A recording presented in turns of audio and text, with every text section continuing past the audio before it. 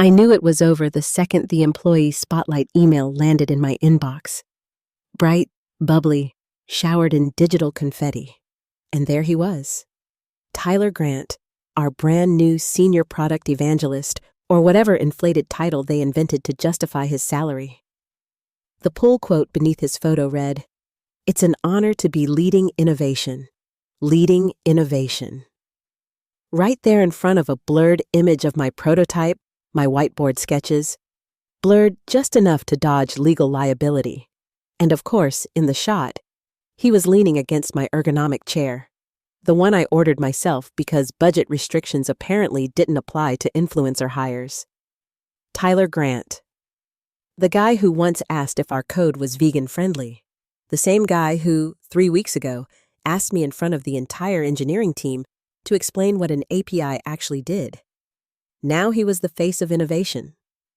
Cute. I sat there in the break room, lukewarm coffee in hand, watching coworkers coo over the announcement like we'd just cured cancer. Nobody said my name. Not a single nod.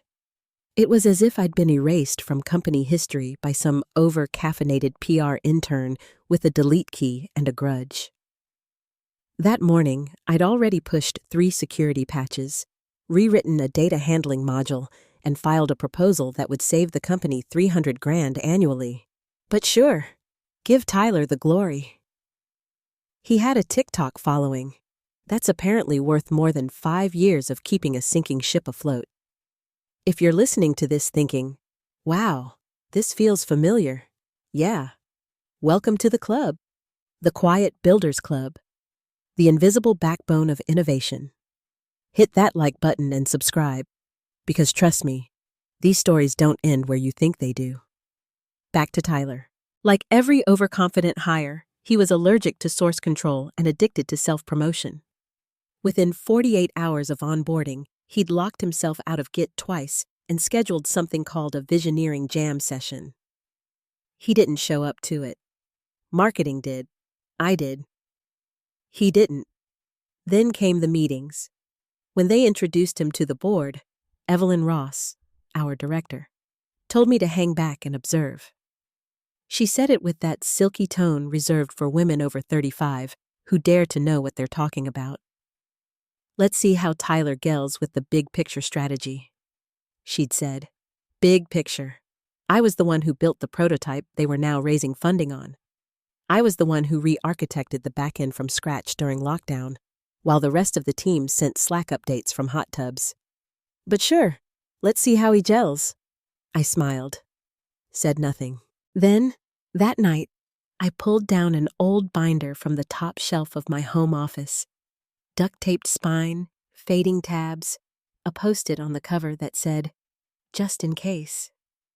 Inside were early wireframes, time-stamped commits, and email printouts from before we even incorporated. All under my name. I wasn't angry, not exactly. I was aware. I'd seen this cycle too many times. Woman builds, man gets the title.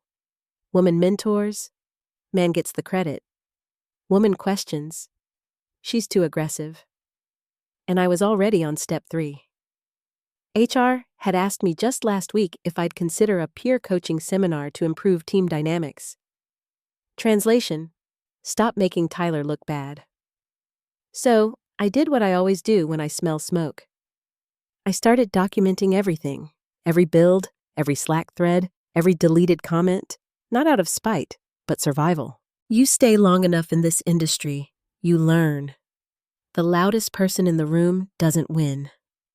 The one with receipts does. The first cut came disguised as a calendar update. Leadership sync, core product alignment, the kind of meeting I used to lead. Now, no invite, no ping, just a flicker on Tyler's laptop as I passed his desk. He looked up, grinning like a Labrador who'd found a stick. "Oh yeah," he said, wiping crumbs off his chin. "You're not on this one. It's just like high-level vision stuff." I smiled back. Wouldn't want to contaminate the vision with facts. He didn't get it. Of course he didn't. Then came the reassignment emails. No more roadmap ownership, no more client-side strategy. I was now responsible for formatting sprint retrospectives and triple-checking Jira tickets. "We just need someone with your thoroughness," Evelyn had said sweetly, as if she were pinning a medal on me instead of a muzzle. And I smiled again, because they didn't know what I was already building in the background. My own private repo, my vault, my receipts. They were erasing me slowly, but I was archiving them completely. HR's email hit my inbox with the same cheery subject line they always use when something terrible is coming. Quick sync. Feedback alignment. I already knew what it meant. When HR asks for a quick sync, it's never quick, and it's never about alignment. It's about framing a firing in polite vocabulary. I walked in at 2:00 sharp. The conference room smelled like air freshener and cheap lavender tea. Across from me sat Monica, our HR business partner, a woman who weaponized empathy for a living. She smiled with all her teeth and said, "Lauren, thanks for making time. We've had some feedback from the team about tone." There it was, the corporate guillotine wrapped in soft HR fabric. Tone. Apparently, someone had said I came off as abrasive in a Slack thread about data integrity. Translation: I'd corrected Tyler, publicly, when he suggested we adjust conversion metrics to make a product demo look better. "I'm not saying you were wrong," Monica cooed, tilting her head like a middle school guidance counselor. "But sometimes, how we say things can really impact collaboration." I wanted to ask if tone mattered more than accuracy. I wanted to ask if my male colleagues were ever told to soften their delivery when pointing out that the revenue model was missing 3 zeros. But I already knew the answer. So I did what women in tech have perfected. I smiled. I nodded. I said I'd reflect on the feedback and engage in more active listening. Then I went back to my desk and created a new folder inside my private vault.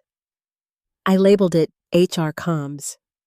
I didn't need a crystal ball to see where this was headed.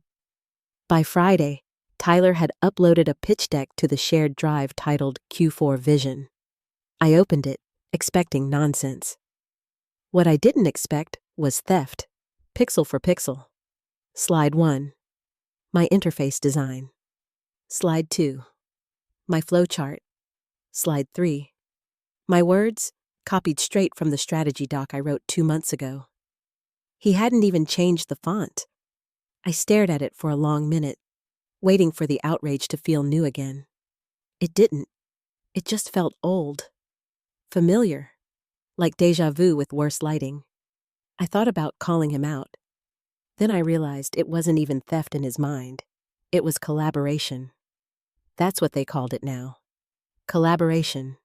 Everyone contributes, no one claims. Until, of course, the investors show up. Then it's Tyler's baby. So, I made my own slides. Not for them, for me. I started cataloging everything, version histories, side-by-side screenshots, original source files with timestamps. Every invoice for the equipment I'd paid for before the company even had funding. Every email where I'd been looped out of decisions that used my work. It wasn't paranoia. It was preservation. That weekend, I bought an encrypted drive. Not some cheap flash stick. A proper hardware encrypted SSD. I backed up my personal archives, my notes, my diagrams, my commit history. Then I exported the Git logs and highlighted the author tags that proved my fingerprints were on every major system change from the start.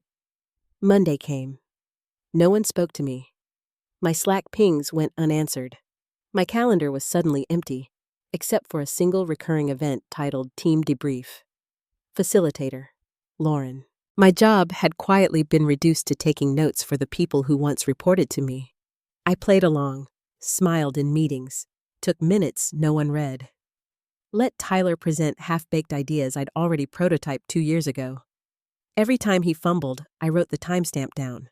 By Wednesday, they'd officially removed my name from the product roadmap. Evelyn's explanation. We're streamlining attribution. Streamlining. As if credit were a waste of bandwidth. That night, I opened my vault again and reorganized.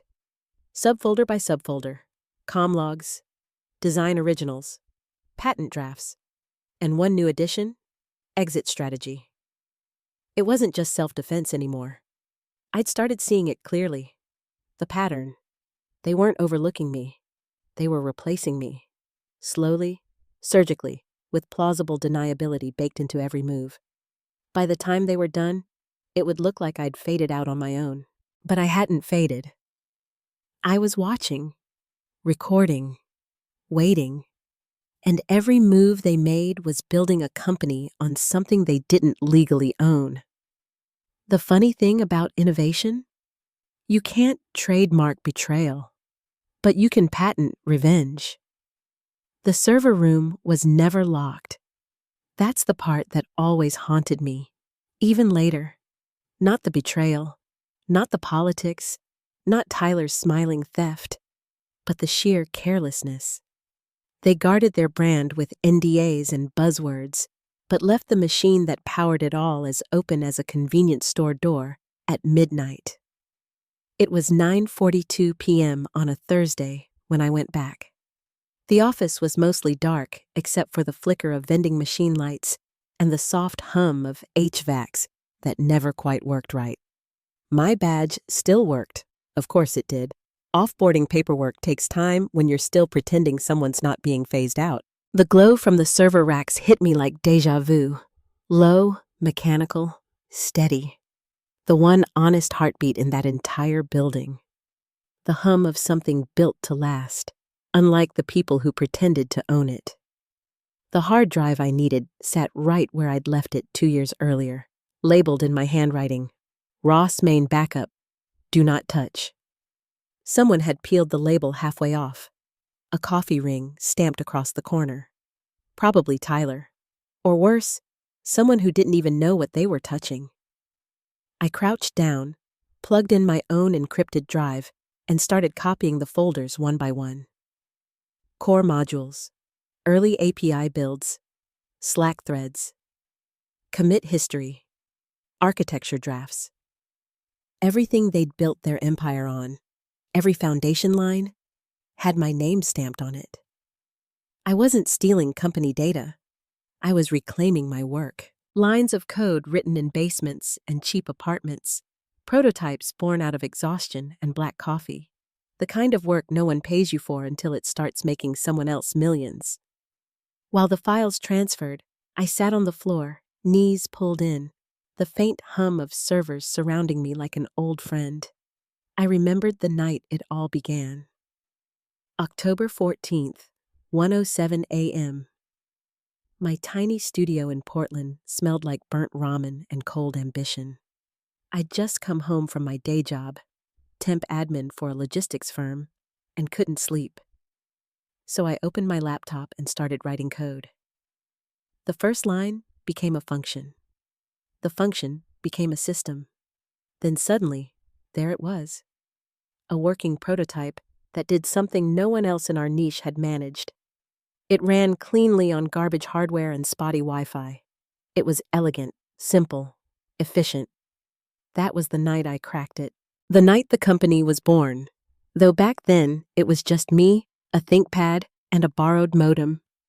I emailed 2 friends that night with the subject line, "Finally cracked it." I even attached the early executable and a warning. Be gentle. She still has bugs. That email, that timestamp, was everything. It predated incorporation, pre-funding, pre-Tyler.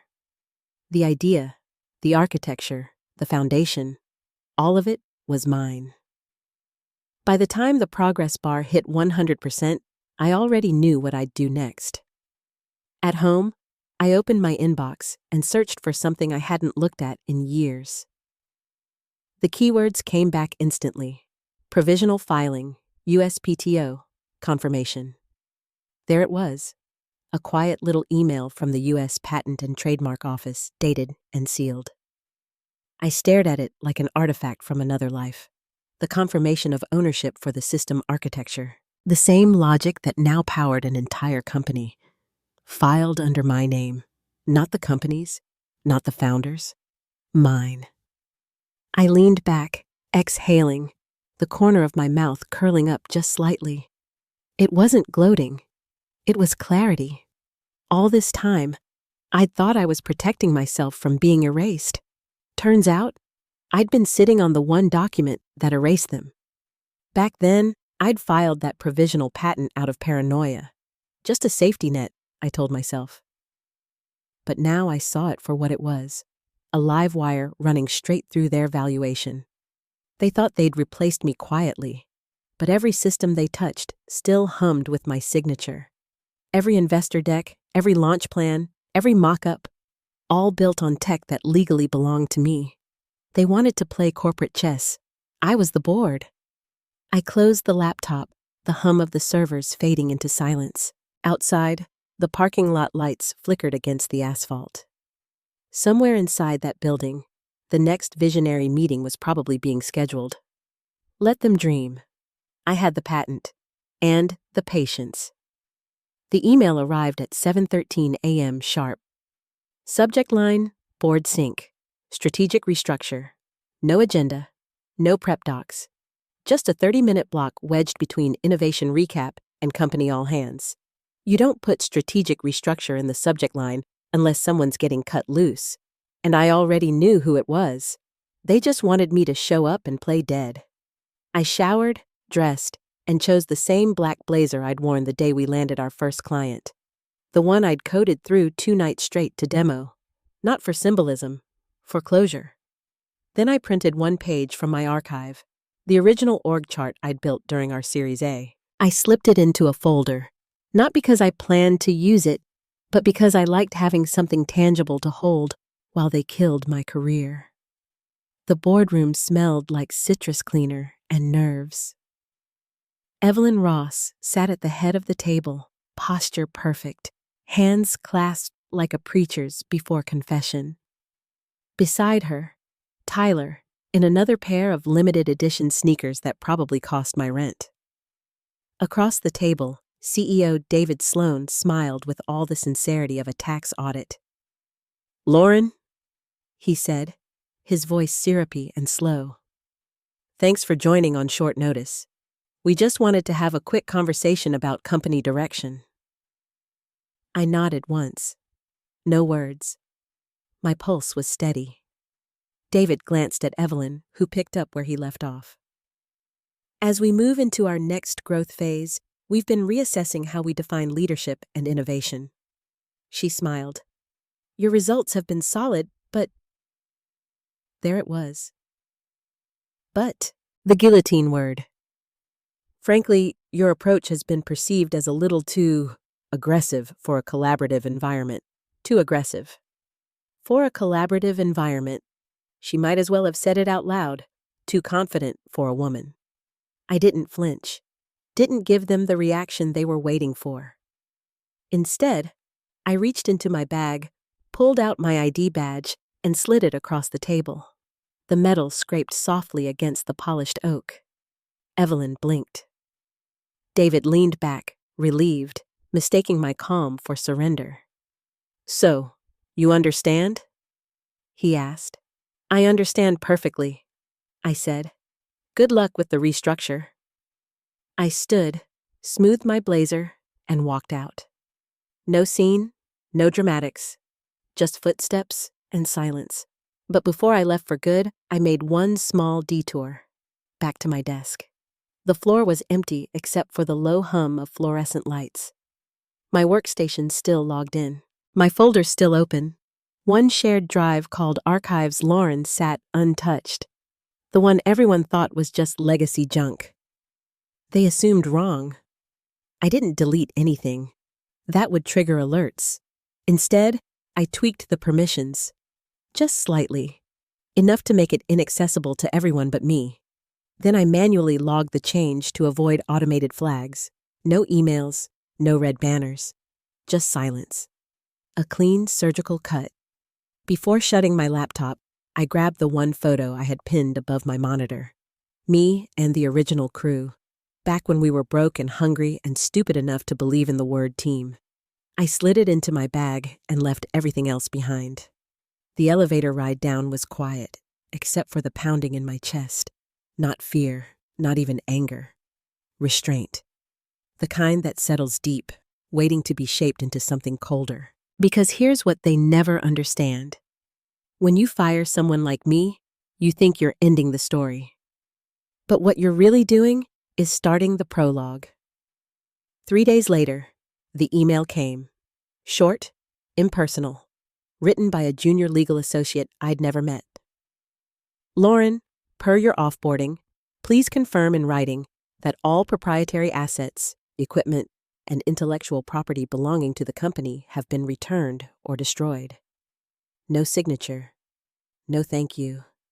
No acknowledgement of 5 years of blood and caffeine. I read it twice. Once as the old Lauren who might have still cared. Then again as the new one. The one forged in their dismissal. Then I hit reply. Assets not owned by you have not been returned. That was it. No attachments, no explanations. Just a single line. Enough to make someone in legal break into a sweat if they were paying attention. They weren't. Not yet. So I let the silence sit, heavy and deliberate, while I prepared the next move. They thought they'd fired me. They'd only freed me. And I still owned the foundation they were standing on. 3 days after my exit, silence settled like dust. No one from HR followed up. No exit interview. No best of luck on your next journey. Just the quiet hum of corporate amnesia. Then came the email. Plain text. No greeting, no signature block. Lauren, per your offboarding, please confirm in writing that all proprietary assets belonging to the company have been returned or destroyed. That was all. Cold, robotic, forgettable. I almost laughed. They wanted confirmation that I'd returned what they didn't own. I typed one line and hit send. Assets not owned by you have not been returned. Then I leaned back, watching the cursor blink. A small pulse of defiance on an otherwise empty screen. No response came that day, or the next, or the next. Classic tactic. Corporate silence. Pretend it's not a problem. Hope ambiguity equals consent. Fine, I could play that game too. So I went to work. Not for them, but on them. I started with LinkedIn. Scrolled through the company page until I found the post. Thrilled to welcome new funding partner Alderstone Capital as we enter our Series B growth phase. There it was. The name I needed. Marcus Lee, partner at Alderstone. Lead investor. Marcus was sharp. The kind of guy who could read a spreadsheet like tea leaves. I'd spoken to him once during our seed round. I remembered his calm voice, his measured questions, the way he'd smiled when I'd asked about intellectual property. How does your firm handle IP recovery when a founder exits unexpectedly? I'd asked.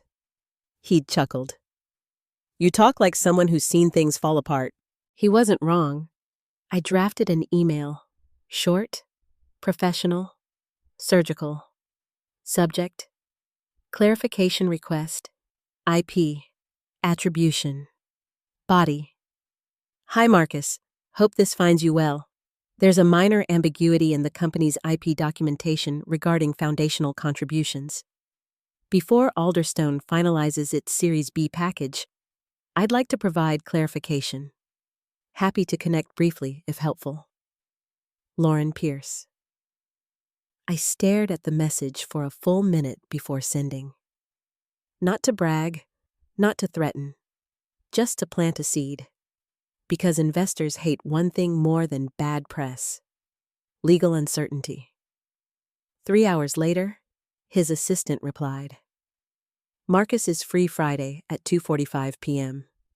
Would that work? It would. Oh, it would work perfectly.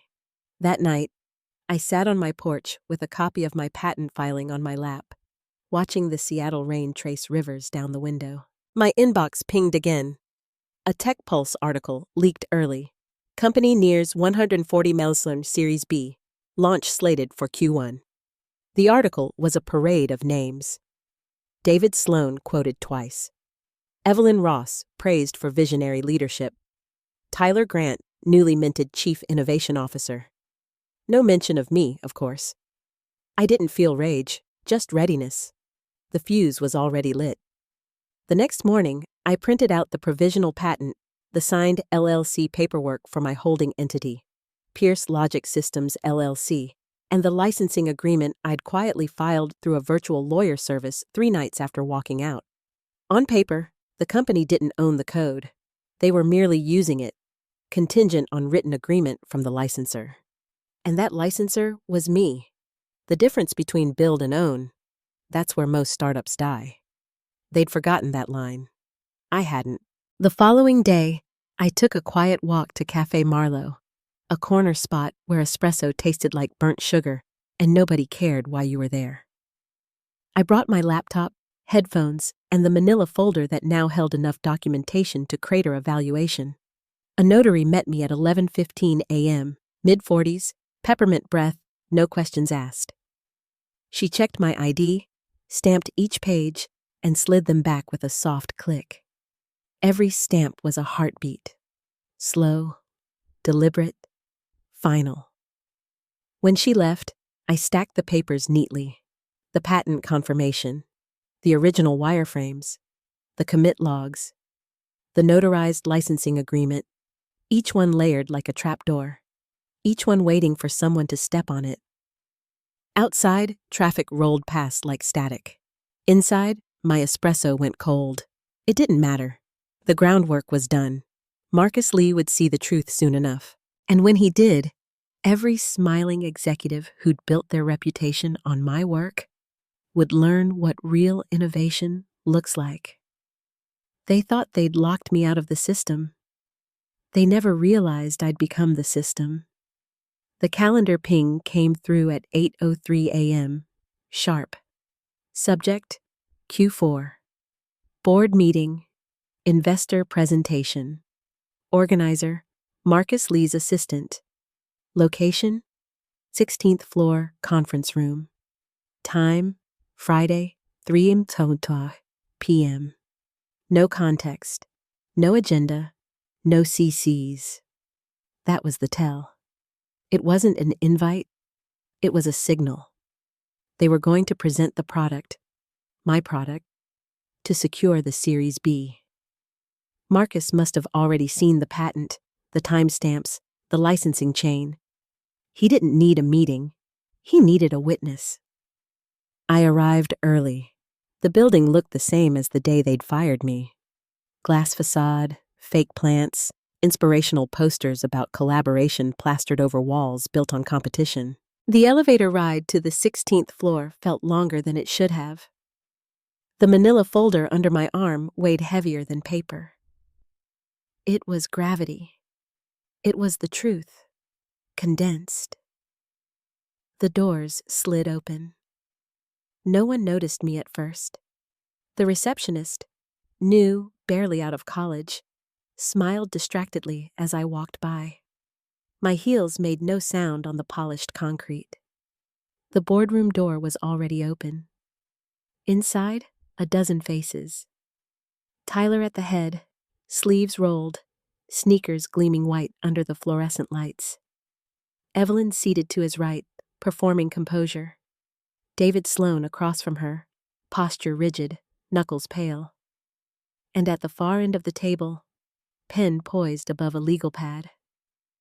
Marcus Lee, watching, silent. They were mid-presentation, voices bright and brittle with forced confidence. Tyler was gesturing at the screen behind him, explaining our proprietary system architecture with a smirk that didn't reach his eyes. On the screen, my interface. The exact color scheme, the layout, the button spacing, the animation I'd coded on a Sunday 3 years ago when I skipped brunch to debug memory leaks. I stepped inside quietly, standing by the glass wall. No one looked up. And this feature will scale efficiently across client networks, Tyler was saying, waving a laser pointer like a conductor in a symphony of lies. Then Marcus looked up. His eyes found mine instantly. He didn't move, didn't smile. just the faintest nod. Permission granted. I walked forward, calm, unhurried, folder in hand. David was the first to notice. "Lauren?" he stammered. The room froze. Even Tyler stopped mid-sentence, his laser pointer wobbling against the wall. "Well," Evelyn said finally, her voice sugary and sharp. "Didn't expect to see you here, Lauren. Missing the spotlight already?" I placed the manila folder in front of Marcus. "I thought the investors might want this," I said simply. David frowned. "We're in the middle of—" "I know," I said, interrupting softly. "So is this." Marcus opened the folder. The room fell silent. First page, highlighted clause, section 14. In the absence of formal assignment, intellectual property developed prior to incorporation remains property of the individual creator.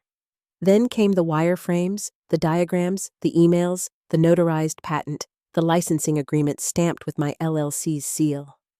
With every turn of the page, the room's oxygen thinned. Evelyn's face paled. David's hand clenched into a fist. Tyler's smirk collapsed completely. "What is this?" David asked, his voice barely holding. Marcus's tone was measured, surgical. "You don't own this tech," he said. He looked up, eyes steady. "She does." No one spoke. The air hung heavy, like static before a storm. Tyler tried to laugh. "I think there's been some kind of—" "Misunderstanding?" Marcus cut in. "No, the misunderstanding was yours." He turned to Evelyn. "This provisional filing predates incorporation by 4 months. There's no assignment of rights on record." Then to me, "Ms. Pierce, your LLC, it holds this license?" "Yes." My voice was steady, filed and active. No transfer authorized. David's chair squeaked as he leaned forward. "You can't just walk in here and—" "I didn't walk in," I said evenly. "You invited me. You just didn't realize it." Marcus closed the folder gently, as if handling a detonator. "Until this is resolved," he said, "Alderstone Capital will be suspending all Series B disbursements. I'll also need your legal team to provide full documentation of your IP chain. Immediately." Silence. Then chaos. Papers rustled. Phones buzzed. Evelyn whispered something to David that sounded like a prayer wrapped in profanity. Tyler stood frozen, color draining from his face. I turned to leave. "Lauren," David said sharply. "Wait."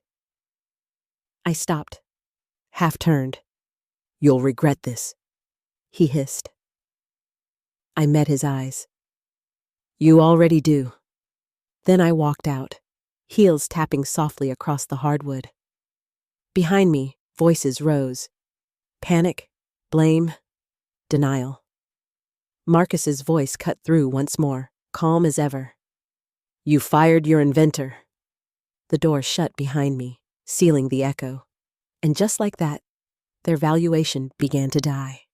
The sound followed me down the hall. A blend of whispers, papers sliding, someone's voice cracking under the weight of panic. I didn't look back. I didn't need to. The door to that boardroom might as well have been a vault, sealing shut on their future. When I reached the elevator, I finally let out the breath I'd been holding since the moment I'd stepped inside.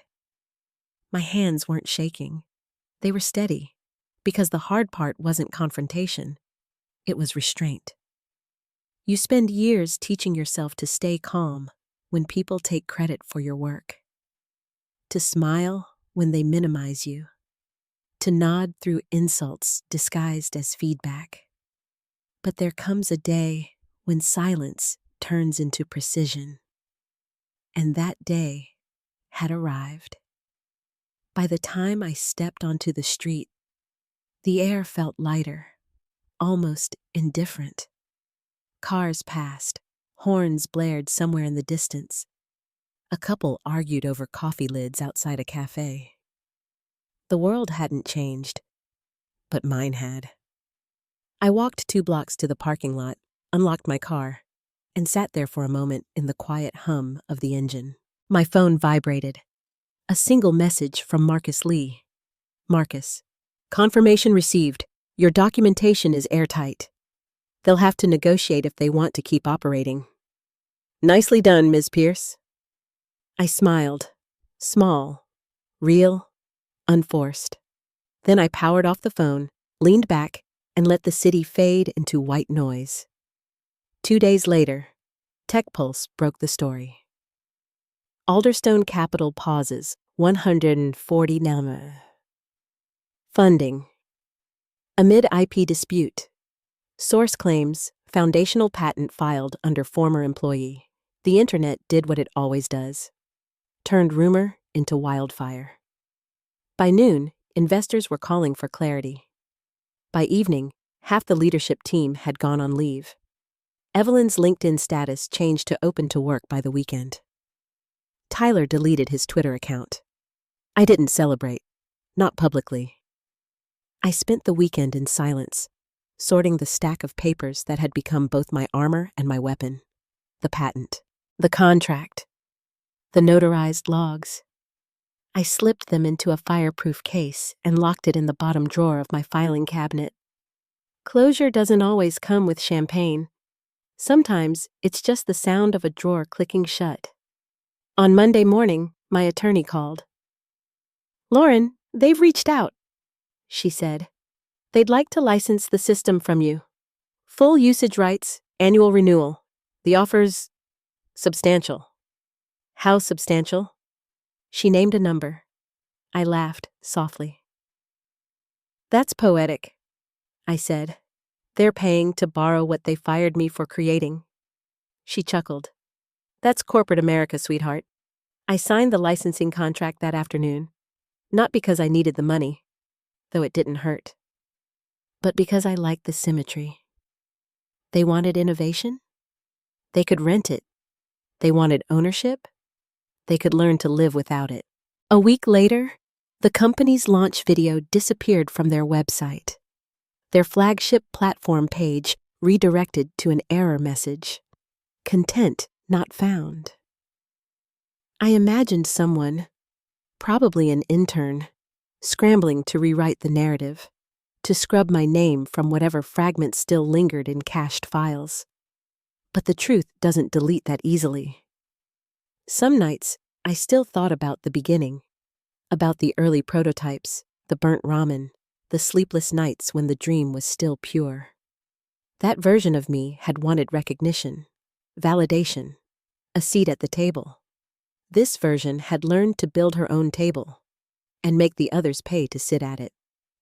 The irony? The company survived, technically.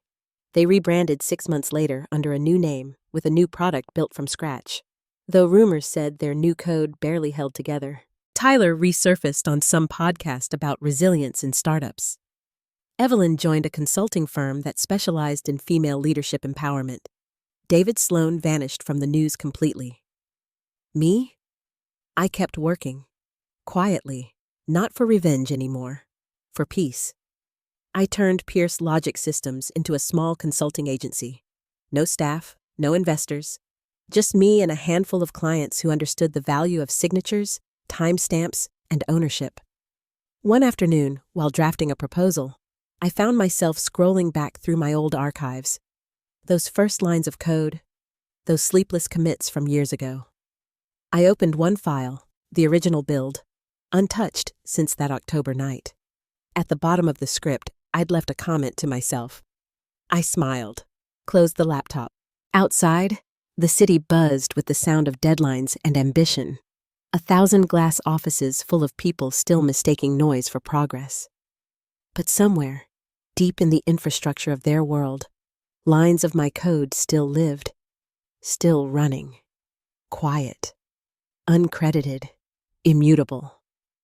And if you're wondering whether I ever regretted it, the silence, the patience, the long game, I didn't. Because sometimes the cleanest revenge isn't loud. It's legal. It's airtight. It's mine.